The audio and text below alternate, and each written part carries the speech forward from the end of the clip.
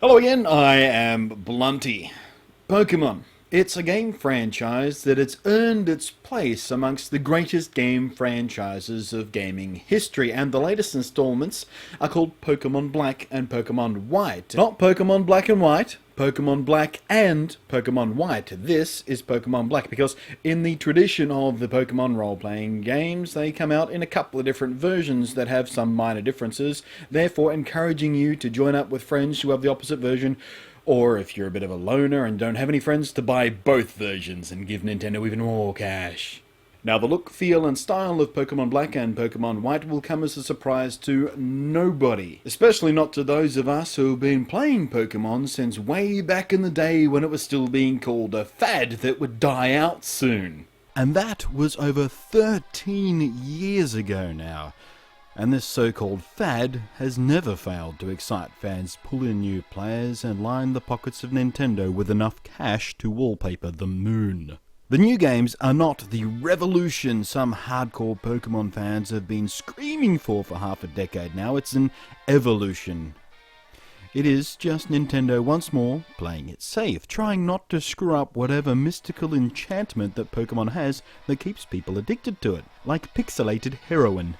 What Pokemon Black and Pokemon White are, though, is the ultimate refinement of the franchise. Everything that has ever been good about a Pokemon game has been tweaked, enhanced, pushed, pulled, prodded, and polished until someone at Nintendo said, "Pretty good, guys. That's enough. Let's put it in a box and sell it." But at the core, it's still every Pokemon RPG ever made. You're a young lad or lassie about to start on an adventure that will have you walking all over the place, visiting far-off cities, meeting all manner of people who will either help you or hinder you in your quest to collect Pokemon, solve mysteries, and beat the bad guys. You know the drill. But this time, there's an entirely new batch of Pokemon. Not just some add-ons to the existing set, not just some new evolutions to old friends, but more than 150 brand new Pokemon. And every Pokemon you've ever known in any other game doesn't even become available to you until you complete the main quest story mode. In this way, you're forced back to square one. You'll not be relying on old team builds. You'll not be using the same Pokemon you always have done because they're awesome. You'll be learning all about an entirely fresh collection of Pokemon, learning all their strengths and weaknesses all over again, learning who can learn what move and if they're any good in a team and what their defense stats are and all that kind of crazy stuff. It's just one of those things about Pokemon Black and White that will keep even old Pokemon masters from back in the day feel like they're playing a truly new adventure.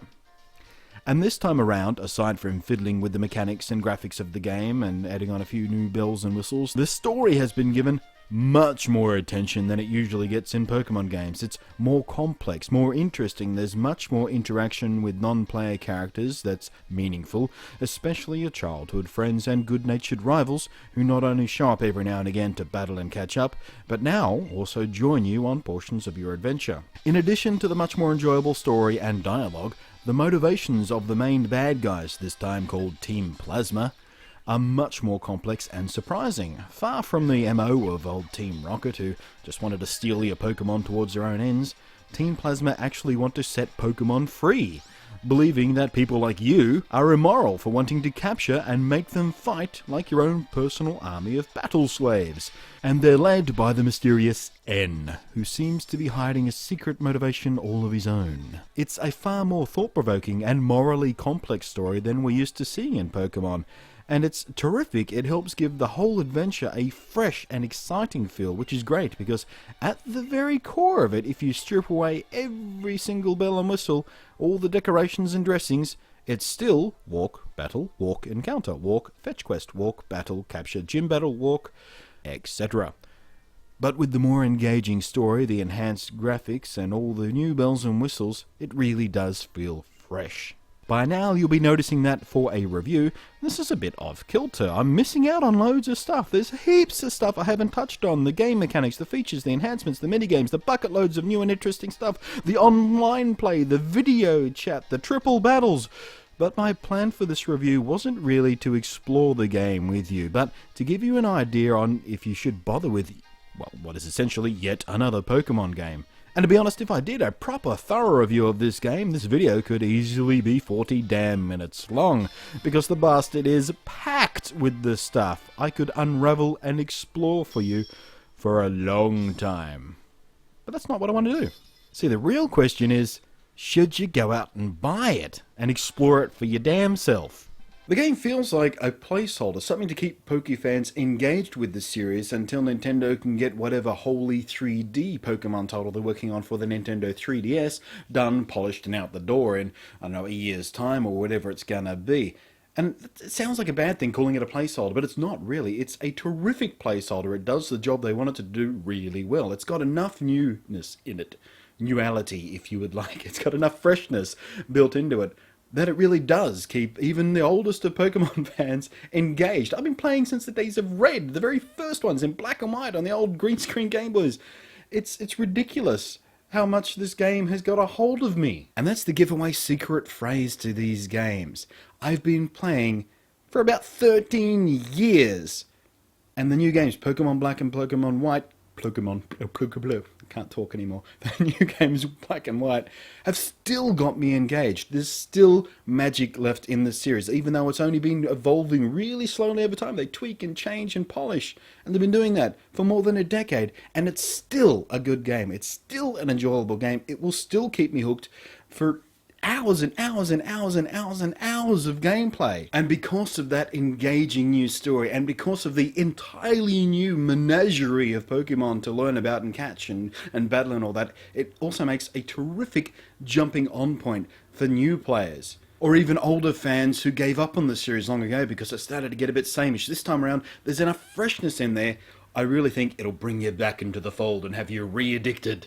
Because let's face facts, regardless on whether you think Pokemon is a kiddie game because it has cute graphics and cute little monsters and stuff, it can be an incredibly deep RPG battle system that's buried in there beneath this, and it serves players who are coming to it new, who just want to sort of happily bounce across the top of the gameplay mechanics and go through the story mode and have some little adventure. Or if you're the kind of just ultra nerd who digs right down into the battle mechanics and pulls it apart and dives into the guts of it, there is so much power there to think about and strategy, and it's kept people sort of going at it for years and years and years, and that's an incredible accomplishment for a game to do. There are very few game series on this planet who can make that same claim that Pokemon can. At the end of the day, the warm, chewy, delicious center of nougaty truth that lies at the middle of the Pokemon snack is that I recommend it to anybody, regardless of what type of gamer you are. I mean, traditionally, I don't even like RPGs, and I like turn-based fighting even less. Pokemon is the exception to that rule. There is something about this game that just keeps me coming back and keeps billions of other people coming back. You need to give it a go, regardless of what type of gamer it is, regardless whether you played it or not before, regardless whether you're an old addict who gave it up years ago. You need to give it a go. Anyway, thanks for watching. I'm Blunty, and I will catch you next time.